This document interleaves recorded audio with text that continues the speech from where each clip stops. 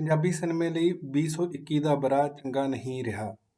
ਇਸ ਵਰ੍ਹੇ ਦੌਰਾਨ ਕੋਈ ਇੱਕ ਵੀ ਹਮੇਸ਼ਾ ਯਾਦ ਰੱਖਣ ਵਾਲੀ ਫਿਲਮ ਨਹੀਂ ਆਈ ਹੈ। ਦਿਲਜੀਤ ਦੋਸਾਂਝ ਦੀ ਫਿਲਮ ਹੌਸਲਾ ਰੱਖ ਨੇ ਬੇਸ਼ੱਕ ਚੰਗੀ ਕਮਾਈ ਕੀਤੀ, ਪਰ ਇਹ ਫਿਲਮ ਵਿਚਾਰਧਾਰਕ ਪੱਖੋਂ ਕਮਜ਼ੋਰ ਅਤੇ ਪਿਛਾਂਹ ਖਿੱਚੂ ਆ। ਅੰਬਰਦੀਪ ਦੀ ਤੀਜਾ ਪੰਜਾਬ ਬੇਸ਼ੱਕ ਇੱਕ ਚੰਗੀ ਕੋਸ਼ਿਸ਼ ਕਹੀ ਜਾ ਸਕਦੀ ਆ, ਪਰ ਅੰਬਰ ਨੂੰ ਆਪ ਹੀਰੋ ਬਣਨ ਤੋਂ ਗੁਰੇਜ਼ ਕਰਨ ਦੀ ਜ਼ਰੂਰਤ ਹੈ। ਅਮਰਿੰਦਰ ਗਿੱਲ ਅਤੇ ਉਸਦੀ ਟੀਮ ਨੇ ਬਹੁਤ ਖੂਬਸੂਰਤ ਫਿਲਮਾਂ ਬਣਾਈਆਂ ਨੇ, ਪਰ ਚੱਲ ਮੇਰਾ ਪੁੱਤ ਦਾ ਦੂਜਾ ਭਾਗ ਪਹਿਲੇ ਨਾਲੋਂ ਕਮਜ਼ੋਰ ਸੀ ਅਤੇ ਤੀਜਾ ਪਹਿਲੀਆਂ ਦੋਵਾਂ ਤੋਂ ਕਮਜ਼ੋਰ।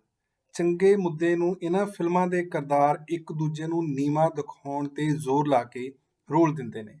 ਮੈਂ ਸੁਣਦਾ ਰਹਿਣਾ ਕਿ ਗਿੱਪੀ ਗਰੇਵਾਲ ਇੱਕ ਚੰਗਾ ਫਿਲਮ ਮੇਕਰ ਅਤੇ ਵਧੀਆ ਇਨਸਾਨ ਆ, ਪਰ ਉਸਦੀਆਂ ਬਤੌਰ ਨਾਇਕ ਦੋ ਫਿਲਮਾਂ ਪਾਣੀ 'ਚ ਮਧਾਣੀ ਅਤੇ ਸ਼ਾਬਾਨੀ ਗਿਰਧਾਰੀ ਲਾਲ ਐਵੇਂ ਬਹੁਤ ਹੀ ਹਲਕੇ ਦਰਜੇ ਦੇ ਹਾਸੇ ਠੱਠੇ ਤੱਕ ਸੀਮਿਤ ਰਹਿ ਜਾਂਦੀਆਂ ਨੇ। ਗਿੱਪੀ ਦੁਆਰਾ ਨਿਰਦੇਸ਼ਿਤ ਸ਼ਾਬਾਨੀ ਗਿਰਧਾਰੀ ਲਾਲ ਦੇਖਦੇ ਹਾਂ, ਇੱਕ ਹੋਰ ਪੰਜਾਬੀ ਫਿਲਮ ਗੋਲਕ ਬੁਗਨੀ ਬੈਂਕ ਤੇ ਬਟੂਆ ਵਿਚਲਾ ਅਮਰਿੰਦਰ ਗਿੱਲ ਦੀ ਭੂਮਿਕਾ ਵਾਲਾ ਹਿੱਸਾ ਯਾਦ ਆਉਂਦਾ ਰਿਹਾ। ਕਾਸ਼ ਸ਼ਾਬਾਨੀ ਗਿਰਧਾਰੀ ਲਾਲ ਵਿਚਲੇ ਮੁੱਖ ਕਿਰਦਾਰ ਨੂੰ ਅਮਰਿੰਦਰ ਗਿੱਲ ਦੁਆਰਾ ਨਿਭਾਏ ਕਿਰਦਾਰ ਵਾਂਗ ਸੋਚਿਆ ਅਤੇ ਨਿਭਾਇਆ ਗਿਆ ਹੁੰਦਾ। ਗਿੱਪੀ ਤੋਂ ਇਸ ਤੋਂ ਕਿਤੇ ਵਧੇਰੇ ਚੰਗੇ ਸਿਨੇਮੇ ਦੀ ਆਸ ਹੈ। ਗਿੱਪੀ ਦੀ ਕੰਪਨੀ ਹੰਬਲ ਮੋਸ਼ਨ ਪਿਕਚਰਜ਼ ਵੱਲੋਂ ਬਣਾਈ ਫਿਲਮ ਵਾਰਨਿੰਗ ਲੋਕਾਂ ਨੂੰ ਚੰਗੀ ਲੱਗੀ ਆ, ਪਰ ਉਸ ਦਾ ਵੱਡਾ ਕਾਰਨ ਪ੍ਰਿੰਸ ਕਮਲਜੀਤ ਅਤੇ ਧੀਰਜ ਕੁਮਾਰ ਦੀ ਅਦਾਕਾਰੀ ਹੈ। ਫਿਲਮ ਮਿਰਜ਼ਾਪੁਰ ਵੈਬ ਸੀਰੀਜ਼ ਵਰਗੇ ਰੂਪ ਕਾਰਨ ਪੰਜਾਬੀ ਸਿਨੇਮਾ ਵਿੱਚ ਨਵੀਨਤਾ ਦਾ ਪ੍ਰਭਾਵ ਜ਼ਰੂਰ ਦਿੰਦੀ ਆ, ਪਰ ਇਹ ਫਿਲਮ ਹਿੰਸਾ ਨਾਲ ਭਰੇ ਮਨੋਰੰਜਨ ਤੋਂ ਵਧੇਰੇ ਪੰਜਾਬੀ ਬੰਦੇ ਨੂੰ ਕੋਈ ਸੂਝ ਜਾਂ ਸੰਵੇਦਨਾ ਦਿੰਦੀ ਹੋਵੇ, ਅਜਿਹਾ ਬਿਲਕੁਲ ਹੀ ਨਹੀਂ ਹੈ। ਕੁਝ ਹੋਰ ਬੇਹੱਦ ਲਾਇਕ ਫਿਲਮਕਾਰਾਂ ਨੇ ਵੀ ਇਸ ਬਾਰੇ ਨਿਰਾਸ਼ ਕੀਤਾ ਹੈ, ਜਿਵੇਂ ਅਮਰਦੀਪ ਗਿੱਲ ਤੇ ਡਾਢਾ ਮਾਣ ਸੀ, ਪਰ ਉਸਦੀ ਫਿਲਮ ਮਰ ਜਾਣੇ ਆਸਾਂ ਤੇ ਖਰੀ ਨਹੀਂ ਉਤਰੀ। ਇਸੇ ਤਰ੍ਹਾਂ ਨਾਲ ਨਿਰਦੇਸ਼ਕ ਤਰਨਵੀਰ ਸਿੰਘ ਜਗਪਾਲ ਤੋਂ ਬਹੁਤ ਉਮੀਦਾਂ ਸਨ, ਪਰ ਉਸਦੀ film yes I am a student ਵੀ ਬਹੁਤ ਨਿਰਾਸ਼ ਕਰਦੀ ਹੈ। ਬੇਹੱਦ ਸਮਰੱਥ ਕਹਾਣੀਕਾਰ ਵਰਿਆਮ ਸੰਧੂ ਦੀ ਕਹਾਣੀ ਤੇ ਆਧਾਰਿਤ ਨਵਤੇਜ ਸੰਧੂ ਦੁਆਰਾ ਨਿਰਦੇਸ਼ਿਤ ਫਿਲਮ ਜਮਰੌਦ ਉਪਭਾਵੁਕਤਾ ਅਤੇ ਰੋਣੇ ਧੋਣੇ ਦੇ ਉਲਾਰ ਦ੍ਰਿਸ਼ਾਂ ਕਾਰਨ ਕਹਾਣੀ ਨਾਲ ਇਨਸਾਫ ਕਰਨ ਤੋਂ ਉੱਕ ਜਾਂਦੀ ਹੈ। ਸਰਦਾਰ ਸੋਹੀ ਨੂੰ ਅਦਾਕਾਰੀ ਕਰਨ ਵੇਲੇ ਭਾਵਨਾਵਾਂ ਅਤੇ ਮੁਦਰਾਵਾਂ ਦੇ ਸ਼ੋਰ ਤੋਂ ਬਚਣਾ ਚਾਹੀਦਾ ਹੈ। ਸਾਲ 2021 ਨੇ OTT ਪਲੇਟਫਾਰਮਾਂ ਦਾ ਦੌਰ ਲਿਆਂਦਾ ਹੈ। ਸਿਨੇਮੇ ਕੋਵਿਡ ਕਾਰਨ ਬੰਦ ਰਹੇ ਤੇ ਲੋਕਡਾਊਨ ਵੀ ਲੱਗਿਆ ਰਿਹਾ ਸੀ। ਲੋਕਾਂ ਦਾ ਰੁਖ ਹੁਣ ਡਿਜੀਟਲ ਪਲੇਟਫਾਰਮਾਂ ਵੱਲ ਵਧੇਰੇ ਹੋ ਗਿਆ ਹੈ। ਇਹਨਾਂ ਪਲੇਟਫਾਰਮਾਂ ਕਾਰਨ ਲੋਕਾਂ ਦੀ ਪਹੁੰਚ ਬਾਲੀਵੁੱਡ ਤੋਂ ਹਾਲੀਵੁੱਡ ਤੱਕ ਅਤੇ ਉਸ ਤੋਂ ਵੀ ਅਗਾਂਹ ਦੁਨੀਆ ਭਰ ਦੇ ਸਿਨੇਮੇ ਤੱਕ ਹੋ ਗਈ ਹੈ। ਇਸ ਵਿੱਚ ਵੈਬ ਸੀਰੀਜ਼ ਨੇ ਵੀ ਆਪਣਾ ਦਬਦਬਾ ਕਾਇਮ ਕੀਤਾ ਹੈ। ਅਜਿਹੇ ਮੁਕਾਬਲੇ ਭਰੇ ਦੌਰ ਵਿੱਚ ਜਿਸ ਤਰ੍ਹਾਂ ਦੀ ਕਾਰਗੁਜ਼ਾਰੀ ਪੰਜਾਬੀ ਸਿਨੇਮੇ ਨੇ ਬੀਤੇ ਵਰ੍ਹੇ ਦੌਰਾਨ ਦਿਖਾਈ ਹੈ, ਉਹ ਨਿਰਾਸ਼ਾਜਨਕ ਤਾਂ ਹੈ ਹੀ ਹੈ, ਕੁਝ ਡਰ ਵੀ ਪੈਦਾ ਕਰ ਰਿਹਾ ਹੈ। ਮਸਾਂ ਸ਼ੁਰੂ ਹੋਇਆ ਪੰਜਾਬੀ ਸਿਨੇਮਾ ਜਿਸ ਤੋਰੇ ਤੁਰ ਰਿਹਾ ਹੈ, ਸ਼ਗਨ ਚੰਗੇ ਨਹੀਂ। OTT ਪਲੇਟਫਾਰਮਾਂ ਦੇ ਬਹੁਤ ਹੀ ਮੁਕਾਬਲੇ ਵਾਲੇ ਦੌਰ ਵਿੱਚ ਪੰਜਾਬੀ ਫਿਲਮਕਾਰ ਬਹੁਤ ਹੀ ਹਲਕੇ ਕਿਸਮ ਦੇ ਹਾਸੇ ਠੱਠੇ ਅਤੇ ਕਮਜ਼ੋਰ ਕਹਾਣੀਆਂ ਤੱਕ ਸਿਮਟੇ ਪਏ ਹਨ। ਇਸ ਤਰ੍ਹਾਂ ਕਿਵੇਂ ਚੱਲੂ? ਸਥਿਤੀ ਬਹੁਤ ਖਤਰਨਾਕ ਆ। ਫਿਲਮਕਾਰ ਹੁਣ ਚੇਤਨ ਹੋ ਜਾਣ। ਅਸਲ ਵਿੱਚ OTT ਪਲੇਟਫਾਰਮਾਂ ਤੋਂ ਪਹਿਲਾਂ ਵਾਲੇ ਦੌਰ ਵਿੱਚ ਮਾਲਾਂ ਵਿੱਚ ਸਥਿਤ ਸਿਨੇਮਾ ਤਫਰੀਹ ਅਤੇ ਪਰਿਵਾਰਕ ਮਨੋਰੰਜਨ ਦਾ ਸਾਧਨ ਬਣ ਕੇ ਰਹਿ ਗਿਆ ਸੀ। ਚੰਗੇ ਘਰਾਂ ਦੇ ਖਾਂਦੇ ਪੀਂਦੇ ਲੋਕ ਨਿਆਣਿਆਂ ਸਮੇਤ ਸਿਨੇਮਿਆਂ ਵਿੱਚ ਮਨੋਰੰਜਨ ਅਤੇ ਜਸ਼ਨ ਲਈ ਜਾਂਦੇ ਸਨ, ਪਰ ਹੁਣ ਜਦੋਂ ਲੋਕ ਘਰਾਂ ਵਿੱਚ ਬੈਠੇ ਸਿਨੇਮਾ ਦੇਖ ਰਹੇ ਨੇ ਤਾਂ ਇਸ ਨਾਲ ਚੀਜ਼ਾਂ ਨੇ ਲਾਜ਼ਮੀ ਤੌਰ ਤੇ ਬਦਲਣਾ ਹੈ। ਕੱਲ੍ਹ ਅਚਾਨਕ ਹੀ ਚੌਪਾਲ ਨਾਂ ਦੇ ਪਲੇਟਫਾਰਮ ਤੇ ਰਾਸ਼ਟਰੀ ਇਨਾਮ ਜੇਤੂ ਫਿਲਮਕਾਰ ਰਾਜੀਵ ਕੁਮਾਰ ਦੀ ਫਿਲਮ ਚੰਮ ਨਜ਼ਰ ਆਈ। ਇਹ ਫਿਲਮ ਭਗਵੰਤ ਰਸੂਲਪੁਰੀ ਦੀ ਕਹਾਣੀ ਤੇ ਆਧਾਰਿਤ ਆ। ਕਈ ਚਿਰਾਂ ਤੋਂ ਇਸ ਫਿਲਮ ਦੇ ਚਰਚੇ ਸੁਣ ਰਿਹਾ ਸੀ, ਲਿਹਾਜ਼ਾ ਮੈਂ ਫਿਲਮ ਦੇਖਣ ਬੈਠ ਗਿਆ। ਪਿਛਲੇ ਵਰ੍ਹੇ ਦੇ ਪੰਜਾਬੀ ਸਿਨੇਮੇ ਤੋਂ ਮਨ ਅੱਕਿਆ ਤੇ ਨਿਰਾਸ਼ ਜਿਹਾ ਹੋਇਆ ਪਿਆ ਸੀ। ਮਨ ਵਿੱਚ ਤੌਖਲਾ ਸੀ ਕਿ ਕਿਤੇ ਇਹ ਫਿਲਮ ਵੀ ਨਿਰਾਸ਼ ਨਾ ਕਰੇ ਤੇ ਇਸ ਨਾਲ ਪੰਜਾਬੀ ਸਿਨੇਮੇ ਨੂੰ ਅਣਗੌਲਾ ਕਰ ਦੇਣ ਦੀ ਮਾਨਸਿਕਤਾ ਵਿੱਚ ਇਜ਼ਾਫਾ ਹੋਵੇ। ਫਿਲਮ ਦੇਖੀ ਤੇ ਬਹੁਤ ਹੀ ਤਸੱਲੀ ਦਾ ਅਹਿਸਾਸ ਹੋਇਆ। ਇਹ ਫਿਲਮ ਕਈ ਕਾਰਨਾਂ ਕਰਕੇ ਖਾਸ ਹੈ। ਸਾਡੇ ਸਮਿਆਂ ਦਾ ਬਹੁਤ ਹੀ ਸਮਰੱਥ ਨਾਵਲਕਾਰ ਜਸਵੀਰ ਮਾਨ ਕਹਿੰਦਾ ਹੈ ਕਿ ਕਿਸੇ ਕਥਾਕਾਰ ਕੋਲ ਸਭ ਤੋਂ ਖਾਸ ਚੀਜ਼ ਉਸਦੀ ਨਜ਼ਰ ਹੁੰਦੀ ਆ, ਕਿ ਜਿਸ ਨਾਲ ਉਹ ਜੀਵਨ ਨੂੰ ਦੇਖਦਾ ਤੇ ਚਿਤਰਦਾ ਹੈ। ਨਜ਼ਰ ਹੀ ਸਿਰਜਣਾ ਨੂੰ ਖਾਸ ਬਣਾਉਂਦੀ ਆ। ਇਸ ਫਿਲਮ ਦੇ ਨਿਰਦੇਸ਼ਕ ਕੋਲ ਜੀਵਨ ਨੂੰ ਪੇਸ਼ ਕਰਨ ਦੀ ਬਹੁਤ ਮਾਣੇਖੇਜ਼ ਤੇ ਗਹਿਰੀ ਨਜ਼ਰ ਆ। ਇਸ ਤਰ੍ਹਾਂ ਦੀ ਨਜ਼ਰ ਪੰਜਾਬੀ ਸਿਨੇਮੇ ਵਿੱਚ ਦੁਰਲੱਭ ਹੈ। ਰਾਜੀਵ ਦੀ ਫਿਲਮਕਾਰੀ ਨੂੰ ਪੰਜਾਬੀ ਸਮਾਜ ਦੇ ਉਹ ਲੋਕ ਨਜ਼ਰ ਆਏ ਨੇ ਜਿਹੜੇ ਪੰਜਾਬੀ ਸਿਨੇਮੇ ਵਿੱਚੋਂ ਬਾਹਰ ਹੀ ਕਰ ਦਿੱਤੇ ਗਏ ਸਨ।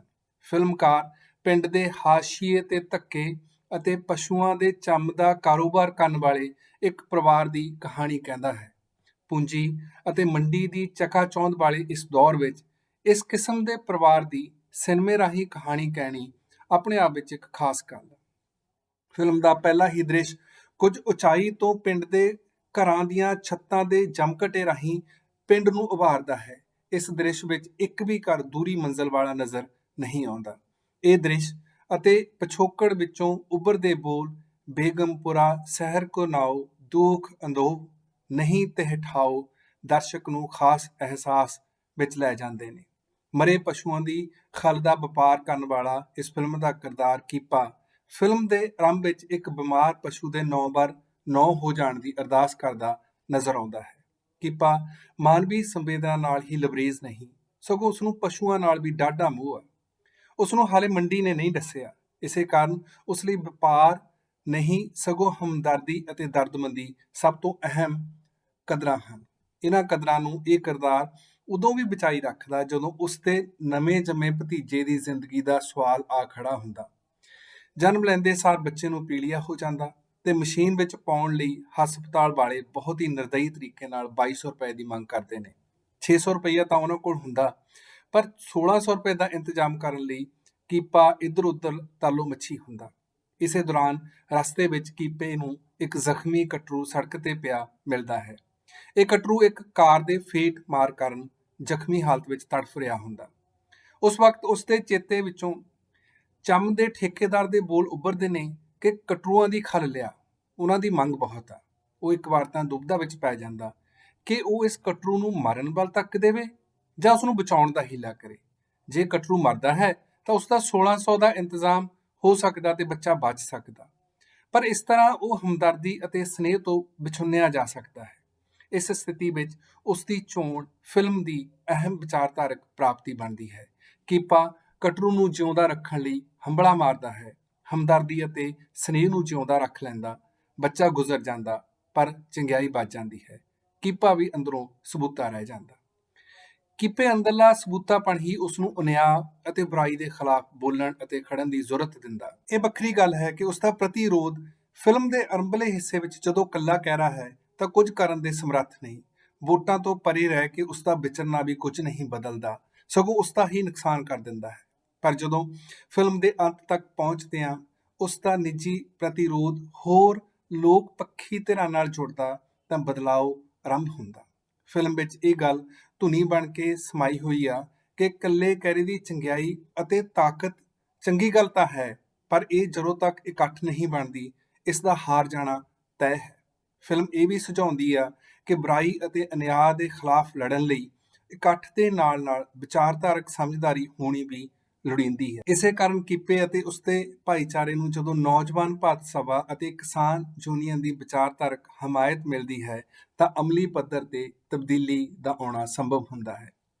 ਇੱਥੇ ਇੱਕ ਸਵਾਲ ਖੜਾ ਹੁੰਦਾ ਕਿ ਆਖਰ ਕੀਪੇ ਕੋਲ ਜਿਹੜੀ ਚੇਤਨਾ ਹੈ ਉਸ ਦਾ ਸਰੋਤ ਕੀ ਆ, ਕਿਉਂਕਿ ਗਰੀਬੀ ਅਤੇ ਸਮਾਜਿਕ ਦਰਜੇਬੰਦੀ ਵਿੱਚ ਪਿੱਛੇ ਧੱਕੇ ਹੋਣ ਕਾਰਨ ਵਿੱਦਿਆ ਤੱਕ ਉਸ ਦੀ ਪਹੁੰਚ ਨਹੀਂ ਆ। ਫਿਲਮ ਵਿੱਚ ਇਸ ਚੇਤਨਾ ਦੇ ਦੋ ਸਰੋਤ ਨਜ਼ਰ ਆਉਂਦੇ ਨੇ। ਪਹਿਲਾ ਅਤੇ ਤਾਕਤਵਰ ਸਰੋਤ ਪਰਿਵਾਰਕ ਵਿਰਸੇ ਵਿੱਚੋਂ ਮਿਲੀਆਂ ਕਦਰਾਂ ਅਤੇ ਸੰਵੇਦਨਾਵਾਂ ਨੇ। ਫਿਲਮ ਵਿੱਚ ਇੱਕ ਪ੍ਰਸੰਗ ਹੈ। ਕੀਪੇ ਅਤੇ ਮੇਵੀ ਦਾ ਪਿਤਾ ਸਰੰਗੀ ਵਜਾਉਂਦਾ ਸੀ। ਉਸ ਨੂੰ ਇੱਕ ਵਾਰ ਕਿਸੇ ਨੇ ਮੱਝ ਅਤੇ ਕਟਰੂ ਇਨਾਮ ਵਜੋਂ ਦੇ ਦਿੱਤਾ ਸੀ। ਕਟਰੂ ਬਹੁਤ ਹੀ ਖੂਬਸੂਰਤ ਸੀ, ਪਰ ਸਰਪੰਚ ਹਾਕਮ ਦਾ ਪਿਤਾ ਉਸ ਕਟਰੂ ਨੂੰ ਕੀਪੇ ਦੇ ਪਿਤਾ ਕੋਲੋਂ ਕੁਰਬਾਨੀ ਦੇਣ ਲਈ ਲੈ ਜਾਂਦਾ ਹੈ। ਪਿੱਛੋਂ ਮੱਝ ਦਾ ਦੁੱਧ ਨਾ ਦੇਣਾ, ਕੀਪੇ ਦੀ ਮਾਂ ਦਾ ਰੋਂਦੇ ਰਹਿਣਾ, ਬਾਪੂ ਦਾ ਚੁੱਪ ਹੋ ਜਾਣਾ, ਇਹ ਯਾਦ ਕੀਪੇ ਦੀ ਸੰਵੇਦਨਾ ਨੂੰ ਜਿਉਂਦਾ ਰੱਖਦੀ ਹੈ। ਮੱਝ ਦੇ ਕੱਟੇ ਨੂੰ ਉਸਦੇ ਪਿਤਾ ਵੱਲੋਂ ਸਰਪੰਚ ਦੇ ਪਿਤਾ ਨੂੰ ਦੇ ਦੇਣ ਦਾ ਬੋਝ ਕੀਪਾ ਆਪਣੀ ਆਤਮਾ ਤੇ ਚੁੱਕੀ ਫਿਰਦਾ ਹੈ। ਇਹ ਉਸਦੀ ਸੰਵੇਦਨਾ ਦਾ ਸਿਖਰ ਆ। ਫਿਲਮ ਵਿੱਚ ਦਲਿਤਾਂ ਦੀਆਂ ਕੁੜੀਆਂ ਨਾਲ ਅਮੀਰ ਜੱਟ ਸਰਦਾਰਾਂ ਵੱਲੋਂ ਕੀਤੇ ਜਾਂਦੇ ਸ਼ੋਸ਼ਣ ਨੂੰ ਵੀ ਜ਼ੁਬਾਨ ਦਿੱਤੀ ਗਈ ਹੈ। ਫਿਲਮ ਵਿੱਚ ਮੇਵੀ ਦੀ ਘਰਵਾਲੀ ਨੂੰ ਇੱਕ ਜਾਗੀਰਦਾਰ ਆਪਣੀ ਹਵਸ ਦਾ ਸ਼ਿਕਾਰ ਬਣਾਉਂਦਾ ਹੈ, ਉਸਨੂੰ ਮਾਨਸਿਕ ਤਜ਼ਾਦ ਬੇਵਸੀ ਦੇ ਨਾਲ ਬੇਕਸੂਰ ਹੋਣ ਦੇ ਬਾਵਜੂਦ ਆਪਣੇ ਪਤੀ ਦੇ ਜ਼ੁਲਮ ਦਾ ਸ਼ਿਕਾਰ ਹੋਣਾ ਪੈਂਦਾ। ਮੇਵੀ ਉਸ ਨੂੰ ਬਾਸੀ ਤੀਵੀਂ ਕਹਿ ਕੇ ਦੁਰਕਾਰਦਾ ਹੈ। ਫਿਲਮ ਦਾ ਇਹ ਕਥਾ ਅੰਸ਼ ਮੇਵੀ ਦੇ ਅੰਦਰ ਵਸੀ ਉਸ ਮਰਦਾਵੀ ਹਉ ਨੂੰ ਵੀ ਜ਼ੁਬਾਨ ਦਿੰਦਾ, ਜਿਸ ਦਾ ਸ਼ਿਕਾਰ ਪਹਿਲਾਂ ਮੇਵੀ ਖੁਦ ਹੁੰਦਾ ਹੈ ਤੇ ਫਿਰ ਉਹ ਇਸ ਦਾ ਸ਼ਿਕਾਰ ਆਪਣੀ ਘਰਵਾਲੀ ਨੂੰ ਬਣਾਉਂਦਾ। ਇਸੇ ਕਥਾ ਅੰਸ਼ ਦੀ ਅਗਲੀ ਕੜੀ ਵਿੱਚ ਕੀਪੇ ਦੀ ਘਰਵਾਲੀ ਕਰਮੀ ਆਪਣੀ ਵਿਥਿਆ ਸੁਣਾਉਂਦੀ ਦੱਸਦੀ ਆ ਕਿ ਉਸ ਨਾਲ ਵੀ ਕਿਸੇ ਨੇ ਇੰਜ ਧੱਕਾ ਕਰਨ ਦੀ ਕੋਸ਼ਿਸ਼ ਕੀਤੀ ਸੀ, ਪਰ ਉਸਨੇ ਉਸ ਨੂੰ ਜੁਰਤ ਨਾਲ ਠੰਡਾ ਕਰਤਾ ਸੀ। ਇਹ ਅੰਸ਼ ਇਹ ਸੁਝਾਉਂਦਾ ਕਿ ਦਲਿਤਾਂ ਦੀਆਂ ਕੁੜੀਆਂ ਹਮੇਸ਼ਾ ਕਮਜ਼ੋਰ ਨਹੀਂ ਹੁੰਦੀਆਂ, ਉਹਨਾਂ ਅੰਦਰ ਵੀ ਤਾਕਤ ਦੇ ਅੰਸ਼ ਮੌਜੂਦ ਨੇ। ਇੱਕ ਹੋਰ ਦ੍ਰਿਸ਼ ਵਿੱਚ ਕਰਮੀ ਜਿਸ ਘਰ ਵਿੱਚ ਕੰਮ ਕਰਦੀ ਹੈ, ਉਸ ਘਰ ਦੀ ਸਰਦਾਰਨੀ ਬਿਨਾਂ ਕਿਸੇ ਕਸੂਰ ਤੋਂ ਕਰਮੀ ਤੇ ਚੋਰੀ ਦਾ ਇਲਜ਼ਾਮ ਲਾਉਂਦੀ ਪੇਸ਼ ਹੁੰਦੀ ਆ। ਇਸ ਤਰ੍ਹਾਂ ਦੇ ਵੇਰਵੇ ਦਲਿਤ ਔਰਤਾਂ ਦੀ ਹੋਣੀ ਨੂੰ ਉਭਾਰਦੇ ਨੇ ਤੇ ਸਾਡੇ ਸਮਾਜ ਵਿੱਚ ਪਸਰੀ ਦਰਜੇਬੰਦੀ ਦੀ ਹਿੰਸਾ ਦੇ ਸਥੂਲ ਤੇ ਸੂਖਮ ਰੂਪਾਂ ਨੂੰ ਜ਼ੁਬਾਨ ਦਿੰਦੇ ਨੇ। ਇਸ ਫਿਲਮ ਦੀ ਇੱਕ ਹੋਰ ਖਾਸ ਗੱਲ ਪਿੰਡ ਨੂੰ ਇਸ ਦੀਆਂ ਵੰਨ-ਸੁਵੰਨਤਾਵਾਂ ਵਿੱਚ ਚਿਤਰਨ ਕਰਕੇ ਹੈ। ਆਮ ਤੌਰ ਤੇ ਜਦੋਂ ਮਜ਼ਲੂਮ ਅਤੇ ਜ਼ੁਲਮੀ ਧਿਰ ਦੀ ਕਥਾ ਕਹੀ ਜਾਂਦੀ ਆ ਤਾਂ ਮਜ਼ਲੂਮ ਨੂੰ ਇੱਕ ਜਾਤ ਜਾਂ ਖਾਸ ਜੈਂਡਰ ਨਾਲ ਜੋੜ ਦਿੱਤਾ ਜਾਂਦਾ ਤੇ ਜ਼ੁਲਮ ਕਰਨ ਵਾਲੀ ਧਿਰ ਨੂੰ ਕਿਸੇ ਦੂਜੀ ਜਾਤ ਜਾਂ ਕਿਸੇ ਦੂਜੀ ਜੈਂਡਰ ਪਛਾਣਨਾ। ਇਸ ਨਾਲ ਸਮਾਜ ਵਿੱਚ ਵੰਡ ਅਤੇ ਦੁਸ਼ਮਣੀ ਘਟਣ ਦੀ ਬਜਾਏ ਵੱਧਦੀ ਆ। ਇਹ ਫਿਲਮ ਇਸ ਤਰ੍ਹਾਂ ਦੀ ਵੰਡ ਨੂੰ ਨਕਾਰਦੀ ਆ। ਇਸ ਵਿੱਚੋਂ ਵੀ ਫਿਲਮ ਦੀ ਵਿਚਾਰਧਾਰਕ ਸਫਲਤਾ ਉਗੜਦੀ ਹੈ।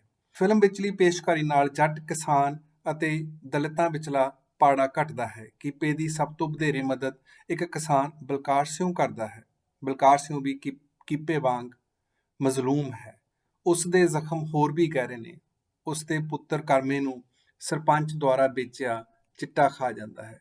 ਬਲਕਾਰ ਸਿਉਂ ਦੇ ਸਮਾਨਾਂਤਰ ਕੀਪੇ ਦੀ ਭੂਆ ਦਾ ਪੁੱਤ ਆ, ਜਿਹੜਾ ਵੱਡਾ ਅਫਸਰ ਬਣ ਗਿਆ, ਪਰ ਹੁਣ ਉਸ ਲਈ ਕੀਪੇ ਲਈ ਜਾਂ ਕੀਪੇ ਵਰਗੀਆਂ ਹੋਰ ਧਿਰਾਂ ਲਈ ਸੰਵੇਦਨਾ ਅਸਲੋਂ ਮੁੱਕ ਚੁੱਕੀ ਆ। ਫਿਲਮ ਸੁਝਾਉਂਦੀ ਆ ਕਿ ਸੰਵੇਦਨਾ ਦਾ ਮਸਲਾ ਕਿਸੇ ਇੱਕ ਜਾਤ ਜਾਂ ਜਮਾਤ ਤੱਕ ਸੀਮਿਤ ਨਹੀਂ।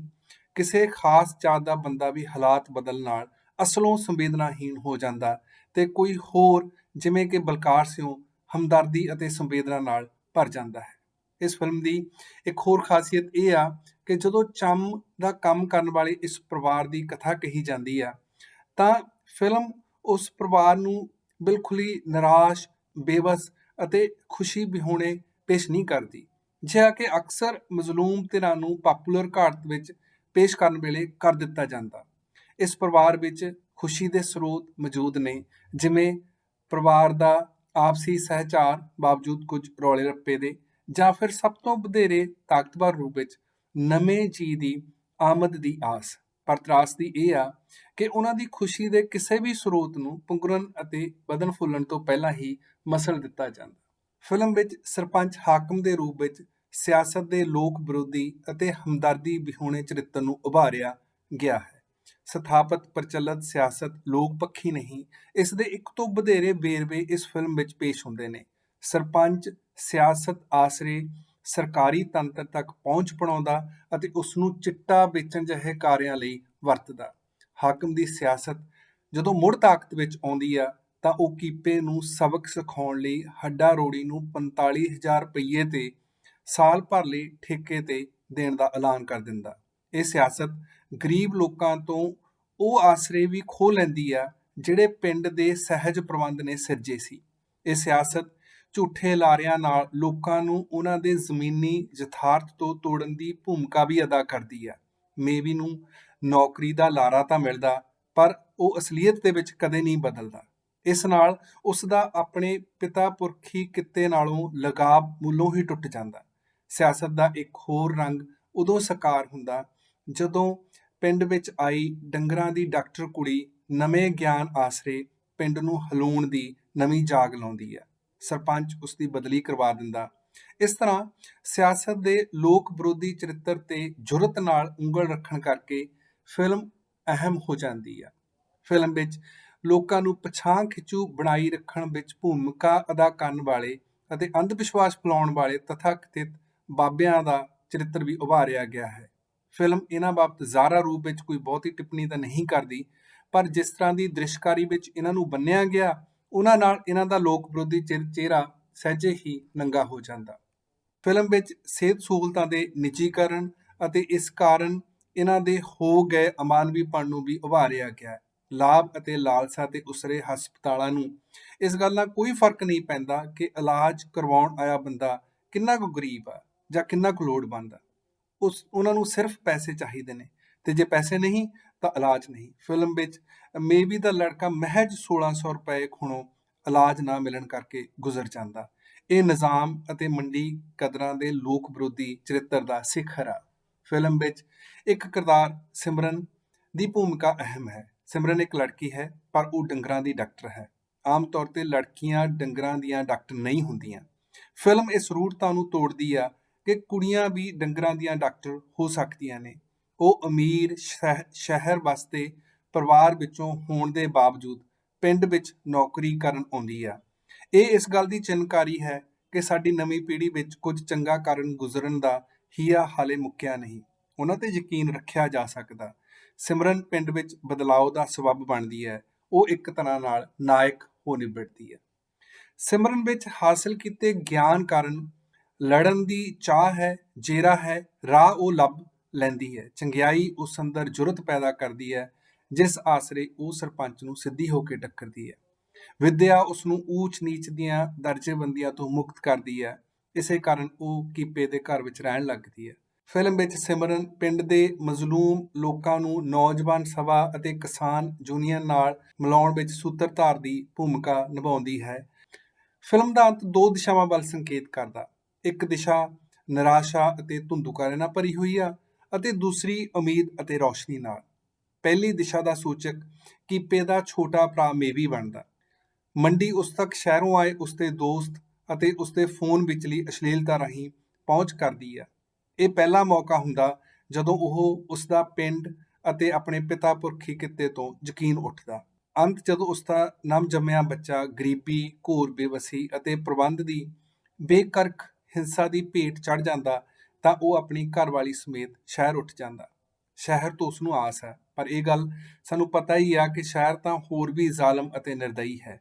ਮੇਵੀ ਦਾ ਰਾਹ ਨਿਸ਼ਚੇ ਹੀ ਹਨੇਰੇ ਨਾਲ ਭਰਿਆ ਹੋਇਆ ਹੈ, ਭਾਵੇਂ ਫਿਲਮ ਇਸ ਦਿਸ਼ਾ ਵੱਲ ਹੋਰ ਅੱਗੇ ਨਹੀਂ ਤੁਰਦੀ। ਫਿਲਮ ਵਿੱਚ ਪੇਸ਼ ਦੂਜੀ ਦਿਸ਼ਾ ਸੰਘਰਸ਼ ਅਤੇ ਸਮੂਹਕਤਾ ਨੂੰ ਚਿੰਨ੍ਹਿਤ ਕਰਦੀ ਹੈ।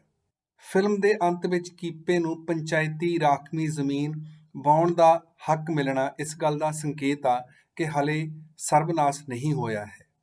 ਲੜਨ ਅਤੇ ਹੱਕ ਹਾਸਲ ਕਰਨ ਦੀ ਥਾਂ ਹਲੇ ਵੀ ਬਾਕੀ ਆ। ਸਿਸਟਮ ਅਤੇ ਸਰਕਾਰੀ ਤੰਤਰ ਨੂੰ ਲੁਕਾਈ ਦੇ ਦਬਦਬੇ ਨਾਲ ਆਪਣੇ ਹਿੱਤ ਵਿੱਚ ਭੁਗਤਾਇਆ ਜਾ ਸਕਦਾ ਹੈ। ਸਰਪੰਚ ਦੀ ਹਰ ਮਾਮਲੇ ਵਿੱਚ ਜਿੱਤ ਨੂੰ ਨੱਥ ਪਾਈ ਜਾ ਸਕਦੀ ਹੈ। ਫਿਲਮ ਦਾ ਉਮੀਦ ਨੂੰ ਚਿਤਰਨਾ ਯਥਾਰਥ ਤੋਂ ਦੂਰ ਦੀ ਗੱਲ ਨਹੀਂ, ਸਗੋਂ ਇਸ ਦੀਆਂ ਸੰਭਾਵਨਾਵਾਂ ਪੰਜਾਬ ਦੇ ਜਾਇਆਂ ਅੰਦਰ ਧੁਰੋਂ ਹੀ ਮੌਜੂਦ ਹਨ। ਫਿਲਮ ਦੀ ਖਾਸੀਅਤ ਇਹ ਆ, ਇਹ ਲੁਕਾਈ ਨੂੰ ਉਸ ਦੀਆਂ ਸੰਭਾਵਨਾਵਾਂ ਦੀ ਪਛਾਣ ਕਰਵਾਉਂਦੀ ਹੈ। ਫਿਲਮ ਦੇ ਅੰਤ ਵਿੱਚ ਦਰਜ ਇਹ ਸੰਗੀਤਕ ਬੋਲ ਸੰਘਰਸ਼ ਦੀ ਅਹਿਮੀਅਤ ਨੂੰ ਉਭਾਰਦੇ ਹਨ ਕਿ ਸਿਰ ਦਿੱਤਿਆਂ ਹੱਕ ਹਾਸਲ ਹੋਵੇ, ਮੌਤ ਤੋਂ ਮੂਲ ਨਾ ਡਰਨਾ। ਹੁਣ ਕੁਝ ਗੱਲਾਂ ਫਿਲਮ ਦੇ ਰੂਪਕ ਪੱਖ ਬਾਰੇ ਕਰਦੇ ਹਾਂ। ਫਿਲਮ ਪੰਜਾਬੀ ਸਮਾਜ ਵਿਚਲੇ ਬਹੁਤ ਸਾਰੇ ਪਹਿਲੂਆਂ ਨੂੰ ਮੁੱਦਾ ਬਣਾਉਂਦੀ ਹੈ। ਇਸ ਵਿੱਚ ਊਚ ਨੀਚ, ਜਾਤ ਪਾਤ, ਜਮਾਤੀ ਤਾਣਾ ਬਾਣਾ, ਮਾੜੀ ਰਾਜਨੀਤੀ, ਸਿਹਤ ਪ੍ਰਬੰਧ ਦੀ ਬੁਰੀ ਹਾਲਤ ਆਦਿ ਕਈ ਸਾਰੇ ਮੁੱਦੇ ਨੇ। ਇਸ ਤਰ੍ਹਾਂ ਦੀ ਬਹੁਤੰਦੀ ਪੇਸ਼ਕਾਰੀ ਵਿੱਚ ਕਹਾਣੀ ਦੇ ਬਿਖਰ ਜਾਣ ਦਾ ਖਦਸ਼ਾ ਹੁੰਦਾ, ਪਰ ਰਾਜੀਵ ਹੋਰਾਂ ਦੀ ਤਾਰੀਫ ਕਰਨੀ ਬਣਦੀ ਆ ਕਿ ਕਹਾਣੀ ਕਿਤੇ ਵੀ ਬਿਖਰਦੀ ਨਹੀਂ, ਪ੍ਰਭਾਵ ਬਣਾਈ ਰੱਖਦੀ ਹੈ। ਕਹਾਣੀ ਦੀ ਮੁੱਖ ਤੰਦ ਦੇ ਇਰਦ ਗਿਰਦ ਉਣੀਆਂ ਤੰਦਾਂ ਮੁੱਖ ਤੰਦ ਨੂੰ ਸਗੋਂ ਹੋਰ ਮਜ਼ਬੂਤ ਕਰਦੀਆਂ ਨੇ। ਕਿਰਦਾਰਾਂ ਦੀ ਦਿੱਖ ਬਹੁਤ ਸਹਿਜ ਨਜ਼ਰ ਆਉਂਦੀ ਹੈ। ਅਦਾਕਾਰ ਜਿਨ੍ਹਾਂ ਕਿਰਦਾਰਾਂ ਨੂੰ ਨਿਭਾਉਂਦੇ ਨੇ ਉਹਨਾਂ ਦਾ ਹੀ ਰੂਪ ਜਾਪਦੇ ਨੇ। ਫਿਲਮ ਕਹਾਣੀ ਨਾਲ ਸੰਬੰਧਿਤ ਅਸਲ ਥਾਵਾਂ ਤੇ ਫਿਲਮਾਈ ਗਈ ਆ। ਇਹ ਗੱਲ ਪੇਸ਼ਕਾਰੀ ਨੂੰ ਅਸਲੀਅਤ ਦਾ ਰੰਗ ਦਿੰਦੀ ਆ ਤੇ ਇਹ ਰੰਗ ਪੇਸ਼ਕਾਰੀ ਨੂੰ ਪ੍ਰਭਾਵਸ਼ਾਲੀ ਬਣਾਉਂਦਾ। ਫਿਲਮ ਬਣਾਉਣ ਵੇਲੇ ਕਿਰਦਾਰਾਂ ਨੂੰ ਨਿਭਾਉਣ ਲਈ ਠੀਕ ਅਦਾਕਾਰਾਂ ਦੀ ਚੋਣ ਕਰਨਾ ਆਪਣੇ ਆਪ ਵਿੱਚ ਇੱਕ ਅਹਿਮ ਤੇ ਮੁਸ਼ਕਲ ਮੁੱਦਾ ਹੁੰਦਾ। ਕਿਹੜਾ ਚਿਹਰਾ, ਕਿਹੜਾ ਅਦਾਕਾਰ ਕਿਸ ਕਿਰਦਾਰ ਲਈ ਠੀਕ ਬੈਠੂ, ਇਹ ਲੱਭਣਾ ਸੌਖਾ ਕੰਮ ਨਹੀਂ। ਇਸ ਵਿੱਚ ਹੋਰ ਬਹੁਤ ਸਾਰੇ ਕਾਰਕ ਵੀ ਭੂਮਿਕਾ ਅਦਾ ਕਰਦੇ ਨੇ, ਜਿਵੇਂ ਕੋਈ ਅਦਾਕਾਰ ਕਿੰਨੀ ਫੀਸ ਲਊ ਜਾਂ ਉਸ ਦੀਆਂ ਤਰੀਕਾਂ ਮਿਲਣਗੀਆਂ ਜਾਂ ਨਹੀਂ। ਰਾਜੀਵ ਅਤੇ ਉਹਨਾਂ ਦੀ ਟੀਮ ਨੂੰ ਇਹ ਸਿਹਰਾ ਜਾਂਦਾ ਕਿ ਫਿਲਮ ਵਿੱਚ ਇੱਕ ਵੀ ਅਦਾਕਾਰ ਅਜਿਹਾ ਨਹੀਂ ਜਿਹੜਾ ਅਟਪਟਾ ਨਜ਼ਰ ਆਉਂਦਾ ਹੋਵੇ। ਫਿਲਮ ਵਿੱਚ ਕੀਪੇ ਦੀ ਭੂਮਿਕਾ ਸੁਰਿੰਦਰ ਸ਼ਰਮਾ ਨੇ ਅਦਾ ਕੀਤੀ ਆ। ਉਸ ਦੀ ਅਦਾਕਾਰੀ ਵਿੱਚ ਸਹਿਜਤਾ, ਜਿਹੜੀ ਦਰਸ਼ਕ ਦੇ ਮਨ ਵਿੱਚ ਉਸ ਦੀ ਪ੍ਰਵਾਨਗੀ ਨੂੰ ਸੰਭਵ ਬਣਾਉਂਦੀ ਹੈ। ਕੁਝ ਇੱਕ ਥਾਵਾਂ ਤੇ ਉਸ ਦੇ ਚਿਹਰੇ ਦੇ ਹਾਵ ਭਾਵ ਅਹਿਸਾਸਾਂ ਨੂੰ ਪੂਰੀ ਸਮਰੱਥਾ ਨਾਲ ਉਘਾੜਦੇ ਨਜ਼ਰ ਨਹੀਂ ਆਉਂਦੇ, ਪਰ ਕਹਾਣੀ ਦੀ ਤਾਕਤ, ਦ੍ਰਿਸ਼ਾਂ ਦਾ ਰੰਗ ਰੂਪ ਉਸ ਦੇ ਕਿਰਦਾਰ ਨੂੰ ਅਸਰਦਾਇਕ ਬਣਾਈ ਰੱਖਦਾ ਹੈ। ਕੀਪੇ ਦੀ ਘਰਵਾਲੀ ਕਰਮੀ ਦਾ ਕਿਰਦਾਰ ਬਲਜਿੰਦਰ ਕੌਰ ਨੇ ਨਿਭਾਇਆ ਹੈ। ਬਲਜਿੰਦਰ ਦੀ ਅਦਾਕਾਰੀ ਫਿਲਮ ਨੂੰ ਨਿਰਸੰਦੇਹ ਤਾਕਤ ਦਿੰਦੀ ਹੈ। ਮੇਵੀ ਦਾ ਰੋਲ ਬਿਕਰਮਜੀਤ ਸਿੰਘ ਲੱਕੀ ਨੇ ਕੀਤਾ। ਉਸ ਦੀ ਅਦਾਕਾਰੀ ਖਾਸ ਤੌਰ ਤੇ ਸਲਾਹੁਣਯੋਗ ਹੈ। ਫਿਲਮ ਵਿੱਚ ਮੇਵੀ ਦੀ ਮਾਸੂਮਤਾ, ਨਿਰਛਲਤਾ, ਬੇਵਸੀ ਅਤੇ ਦੁਬਦਾ ਦਰਸ਼ਕ ਨੂੰ ਤਰਲ ਬਣਾਉਂਦੀ ਹੈ। ਇੱਕ ਦ੍ਰਿਸ਼ ਵਿੱਚ ਜਦੋਂ ਉਹ ਆਪਣੇ ਵੀਰੇ ਨੂੰ ਮੁੰਡੇ ਦੀ ਆਮਦ ਦੀ ਖਬਰ ਸੁਣਾਉਂਦਾ ਤਾਂ ਉਸ ਦੇ ਚਿਹਰੇ ਦਾ ਕਲੋਜ਼ ਸ਼ਾਟ ਮਨ ਪਸੀਜ ਲੈਂਦਾ ਹੈ। ਬੇਬੀ ਦੀ ਘਰਵਾਲੀ ਦਾ ਕਿਰਦਾਰ ਰਾਜੀ ਧਾਲੀਵਾਲ ਨੇ ਬਾਖੂਬੀ ਨਿਭਾਇਆ ਹੈ। ਸਿਮਰਨ ਦੇ ਕਿਰਦਾਰ ਨਾਲ ਮਹਿਰੀਨ ਕਾਲੀਕੇ ਨੇ ਪੂਰਾ ਇਨਸਾਫ ਕੀਤਾ। ਸਰਪੰਚ ਹਾਕਮ ਦਾ ਕਿਰਦਾਰ ਹਰਦੀਪ ਗਿੱਲ ਨੇ ਨਿਭਾਇਆ ਹੈ। ਹਰਦੀਪ ਗਿੱਲ ਪੰਜਾਬੀ ਸਿਨੇਮੇ ਦਾ ਬਹੁਤ ਸਸ਼ਕਤ ਅਦਾਕਾਰ ਹੈ। ਉਹ ਜਿਸ ਵੀ ਕਿਰਦਾਰ ਨੂੰ ਨਿਭਾਉਂਦਾ ਹੈ ਉਸ ਵਿੱਚ ਜਾਨ ਪਾ ਦਿੰਦਾ। ਇਸ ਫਿਲਮ ਵਿੱਚ ਵੀ ਉਸਨੇ ਜਿਸ ਤਰੀਕੇ ਸਰਪੰਚ ਦੇ ਕਿਰਦਾਰ ਨੂੰ ਨਿਭਾਇਆ ਹੈ ਉਹ ਇਸ ਫਿਲਮ ਦੀ ਇੱਕ ਪ੍ਰਾਪਤੀ ਬਣ ਜਾਂਦਾ ਹੈ। ਸੰਗੀਤਕ ਪੱਖ ਤੋਂ ਫਿਲਮ ਵਿੱਚ ਡਾਕਟਰ ਨਿਵੇਦਤਾ ਸਿੰਘ ਦੁਆਰਾ ਗਾਈ ਲੋਰੀ ਦਿਲ ਨੂੰ ਧੂਹ ਪਾਉਂਦੀ ਹੈ, ਫਿਲਮ ਦੇ ਪ੍ਰਭਾਵ ਨੂੰ ਗਹਿਰਾਉਂਦੀ ਹੈ। ਬੇਸ਼ੱਕ ਪਿਛੋਕੜੀ ਸੰਗੀਤ ਕੁਝ ਹੋਰ ਵਧੀਆ ਹੋ ਸਕਦਾ ਸੀ। ਬੇਸ਼ੱਕ ਸਿਨੇਮਾ ਨੂੰ ਮਨੋਰੰਜਨ ਤੋਂ ਵੱਖ ਕਰਕੇ ਨਹੀਂ ਦੇਖਿਆ ਜਾ ਸਕਦਾ। ਜੇ ਕੋਈ ਫਿਲਮ ਦਰਸ਼ਕ ਨੂੰ ਆਪਣੇ ਨਾਲ ਬੰਨ੍ਹ ਨਹੀਂ ਸਕਦੀ ਤਾਂ ਉਹ ਆਪਣੇ ਉਦੇਸ਼ ਤੋਂ ਮੁੱਢੋਂ ਹੀ ਉੱਕ ਜਾਂਦੀ ਹੈ। ਲਾਜ਼ਮੀ ਨਹੀਂ ਕਿ ਅਜਿਹਾ ਫਿਲਮ ਦੀ ਕਮਜ਼ੋਰੀ ਕਾਰਨ ਹੀ ਵਾਪਰੇ। ਅਜਿਹਾ ਆਮ ਦਰਸ਼ਕ ਦੇ ਵਿਕਸਿਤ ਹੋ ਚੁੱਕੇ ਖਾਸ ਤਰ੍ਹਾਂ ਦੇ ਸਵਾਦ ਦੇ ਨਿਗੂਣੇਪਣ ਕਾਰਨ ਵੀ ਵਾਪਰ ਸਕਦਾ। ਪਰ ਕੋਸ਼ਿਸ਼ ਫਿਲਮਕਾਰ ਦੀ ਇਹ ਹੋਣੀ ਚਾਹੀਦੀ ਆ ਕਿ ਕੋਈ ਅਜਿਹਾ ਤਰੀਕਾ ਉਹ ਸਿਰਜ ਲਵੇ ਕਿ ਫਿਲਮਕਾਰ ਨੂੰ ਕੋਈ ਸਮਝੌਤਾ ਵੀ ਕਰਨਾ ਨਾ ਪਵੇ ਤੇ ਫਿਲਮ ਦਰਸ਼ਕ ਨੂੰ ਆਪਣੇ ਵੱਲ ਖਿੱਚ ਵੀ ਲਵੇ। ਇਸ ਮਾਮਲੇ ਵਿੱਚ ਇਹ ਫਿਲਮ ਇੱਕ ਮਿਸਾਲ ਆ। ਇਸ ਫਿਲਮ ਦੀ ਸਭ ਤੋਂ ਵੱਡੀ ਤਾਕਤ ਜਿਹੜੀ ਦਰਸ਼ਕ ਨੂੰ ਫਿਲਮ ਨਾਲ ਜੋੜਦੀ ਆ ਉਹ ਇਸ ਦੀ ਜੀਵਨ ਦੀ ਅਸਲੀਅਤ ਨਾਲ ਨੇੜਤਾ ਵਿੱਚ ਹੈ।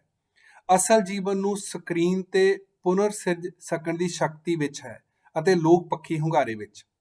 ਇੱਕ ਮੁਲਾਕਾਤ ਵਿੱਚ ਗੁਲਜ਼ਾਰ ਦੀ ਧੀ ਅਤੇ ਪ੍ਰਸਿੱਧ ਫਿਲਮਸਾਜ਼ ਮੇਘਨਾ ਗੁਲਜ਼ਾਰ ਤੋਂ ਇਹ ਪੁੱਛਿਆ ਜਾਂਦਾ ਕਿ ਜਦੋਂ ਤੁਸੀਂ ਅਸਲੀ ਘਟਨਾਵਾਂ ਤੇ ਆਧਾਰਿਤ ਕੋਈ ਫਿਲਮ ਬਣਾਉਂਦੇ ਹੋ ਤਾਂ ਉਸ ਨੂੰ ਆਕਰਸ਼ਕ ਬਣਾਉਣ ਲਈ ਕਿੰਨਾ ਕੁਝ ਨਵਾਂ ਵਿੱਚ ਪਾ ਦਿੰਦੇ ਹੋ, ਤਾਂ ਉਸ ਦਾ ਜਵਾਬ ਸੀ ਕਿ ਅਸਲ ਵਿੱਚ ਤਾਂ ਸਭ ਤੋਂ ਤਾਕਤਵਰ ਚੀਜ਼ ਫਿਲਮ ਦਾ ਯਥਾਰਥ ਹੀ ਹੁੰਦਾ, ਫਿਲਮ ਵਿੱਚ ਪੇਸ਼ ਯਥਾਰਥ ਹੀ ਹੁੰਦਾ।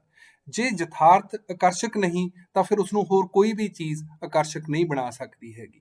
ਇਸ ਫਿਲਮ ਨੂੰ ਦੇਖਦਿਆਂ ਇਹ ਸਿੱਧ ਹੋ ਜਾਂਦਾ ਕਿ ਫਿਲਮ ਦੀ ਤਾਕਤ ਜੀਵਨ ਨੂੰ ਉਸ ਦੀ ਜਵੰਤ ਰੌਂ ਵਿੱਚ ਪੇਸ਼ ਕਰਨ ਵਿੱਚ ਸਭ ਤੋਂ ਵਧੇਰੇ ਹੈ।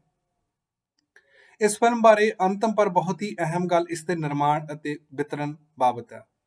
ਫਿਲਮਕਾਰ ਅਕਸਰ ਇਹ ਕਹਿੰਦੇ ਨੇ ਕਿ ਕਿਉਂਕਿ ਫਿਲਮ ਬਣਾਉਣ ਤੇ ਬਹੁਤ ਪੈਸਾ ਲੱਗਦਾ ਤੇ ਇਹ ਪੈਸਾ ਕਿਤੇ ਡੁੱਬ ਨਾ ਜਾਵੇ, ਇਸ ਕਾਰਨ ਫਿਲਮ ਨੂੰ ਵੱਧ ਤੋਂ ਵੱਧ ਸਵੀਕ੍ਰਿਤੀ ਦਿਵਾਉਣਾ ਹੀ ਉਹਨਾਂ ਲਈ ਅਹਿਮ ਹੋ ਜਾਂਦਾ।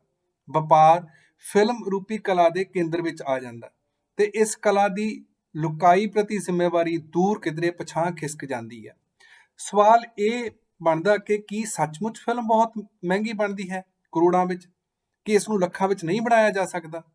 ਫਿਲਮ ਚੰਮ ਇੱਕ ਮਿਸਾਲ ਹੈ ਕਿ ਫਿਲਮ ਨੂੰ ਲੱਖਾਂ ਵਿੱਚ ਵੀ ਬਣਾਇਆ ਜਾ ਸਕਦਾ ਤੇ ਫਿਲਮ ਉੱਪਰੋਂ ਵੱਡੀ ਲਾਗਤ ਅਤੇ ਵੱਡੀ ਕਮਾਈ ਦਾ ਬੋਝ ਹਟਾਇਆ ਜਾ ਸਕਦਾ। ਇਹ ਫਿਲਮ ਕੁਝ ਦੋਸਤਾਂ ਦੀ ਸਾਂਝੀ ਜ਼ਿੰਮੇਵਾਰੀ ਦੇ ਅਹਿਸਾਸ ਚੋਂ ਨਿਕਲੇ ਸਾਂਝੇ ਪੈਸੇ ਨਾਲ ਬਣੀ ਹੈ। ਇਸ ਵਿੱਚ ਲਾਭ ਅਤੇ ਹਾਨੀ ਦੀਆਂ ਸਮੀਕਰਨਾਂ ਨਾਲੋਂ ਜ਼ਿਆਦਾ ਲੋਕ ਪੱਖੀ ਕਥਾ ਨੂੰ ਸਿਨੇਮੇ ਰਾਹੀਂ ਸਾਕਾਰ ਕਰਨ ਦਾ ਜਜ਼ਬਾ ਨਿਹਿਤ ਆ।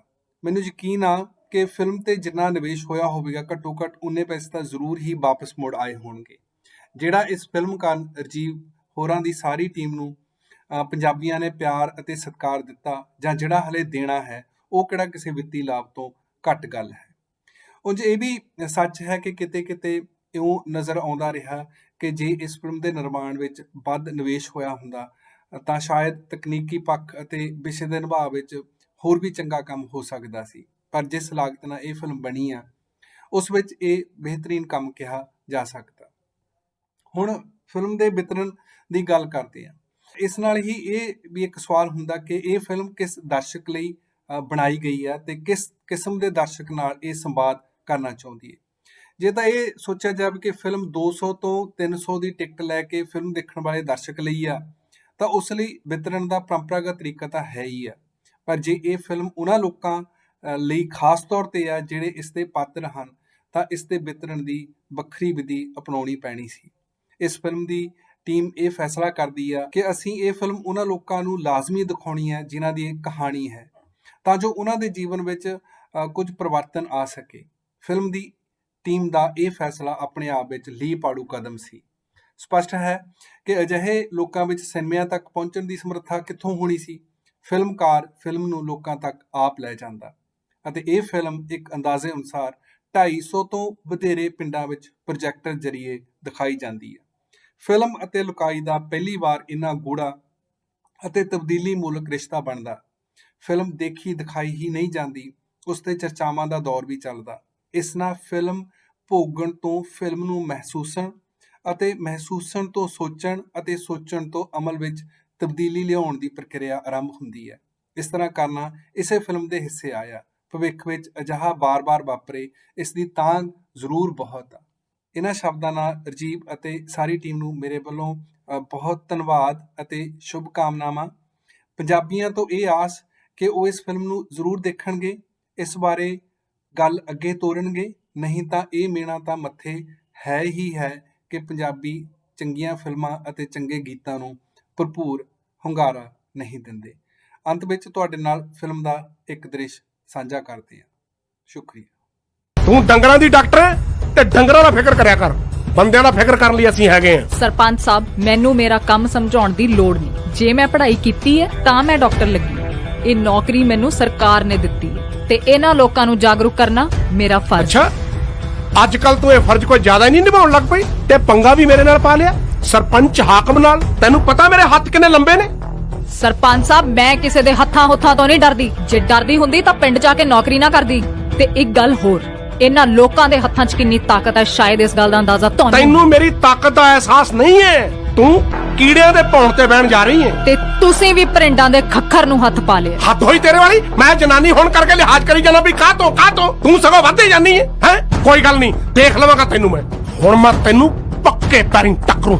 ਸਰਪੰਚ ਸਾਹਿਬ, ਇਹ ਪੈਰ ਉਖੜ ਵੀ ਜਾਂਦੇ ਨੇ। ਚਲੋ ਮੁੰਡਿਓ, ਮੈਨੂੰ ਇਹ ਦਿਮਾਗੋਂ ਉਖੜੀ ਹੋਈ ਲੱਗਦੀ ਹੈ। ਲਿਆਓ ਪ੍ਰਗਟ ਦਾਗਣੀ, ਇਹਦੇ ਵੀ ਸਿੰਗ ਲੱਗਦਾ ਦਾਗਣੇ ਹੀ ਪੈਣੇ ਆ।